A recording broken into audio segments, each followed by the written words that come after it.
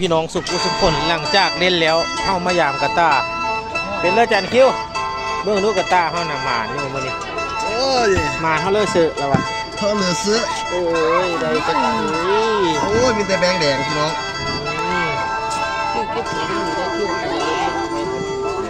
สวยเลยวันนี้เนาะหมานี่เนาะวันนี้แต่ มา ว่า เล ได้ ยครับผม ก็ได้อย่างครับประทู ก็ได้ค่าปลาทูอยู่อื่น การมือกองเขาขาร้อยเบ็ดมือนี่ ประมาณ ประมาณเท่าไหร่มือนี่